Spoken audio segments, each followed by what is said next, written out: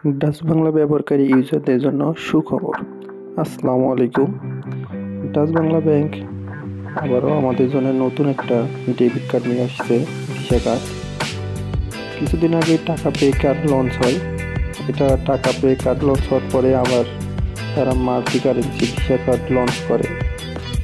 এই কার্ডটা আপনি নিতে পারবেন এক্সেল সেভিং অ্যাকাউন্ট, তারপর আপনার নর্মাল সেভিং অ্যাকাউন্ট, তারপর হাই ভ্যালু সেভিং অ্যাকাউন্ট, এছাড়াও এজেন্ট ব্যাংকের অ্যাকাউন্ট থেকেও আপনি এই কার্ডটি নিতে পারবেন। তবে এই কার্ডটি নেওয়ার সময় আপনি যদি পাসপোর্ট শো করেন, তাহলে এই কার্ডটি আপনি বিদেশেও ব্যবহার করতে পারবেন, ডলার ইনভেস্ট করতে পারবেন, এবং অনলাইনে যে কেনাকাটা আছে, যেগুলো আলি এক্সপ্রেস বা বাইরের দেশে যে কেনাকাটাগুলো আছে সেগুলোও করতে পারবেন এই কার্ড দিয়ে। এছাড়াও ফেসবুকেও ব্যবহার করতে পারবেন।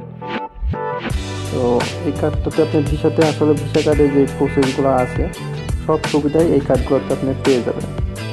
এই কার্ডটা আপনার যারা পুরাতন অ্যাকাউন্ট আছে তারাও নিতে পারবেন। আগের কার্ডটা বন্ধ করে এই নতুন কার্ডটা আপনারা নিতে পারবেন। এই কার্ডটা আপনি দুই ধরনের পাবেন, একটা হচ্ছে পার্সোনাল ইউজ, একটা হচ্ছে পাবলিক ইউজ।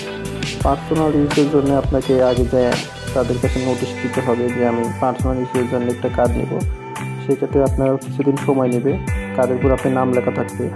আর পাবলিক ইউজের জন্য আপনি যদি এই কার্ডটা নেন, সেক্ষেত্রে আপনাকে একটু ইনস্ট্যান্ট দিয়ে দেবে তারা এই কার্ডটি। তো এমনটাই জানাইছে ব্যাংক ম্যানেজার। এই কার্ডের সুবিধা আপনার ভিসা কার্ড যেরকম সুবিধা আছে, আপনার যে কোনো এটিএম থেকে টাকা তুলতে পারবেন, 15 টাকা কস্ট নেবে। আর যারা হচ্ছে নেক্সাস ডেবিট কার্ড ব্যবহার করেন, তো আমার মতে এই কার্ডটা চেঞ্জ করে আপনারা এই ভিসা কার্ডটা নিতে পারেন। টাকা পে কার্ডের থেকে এটার সুবিধা বেশি।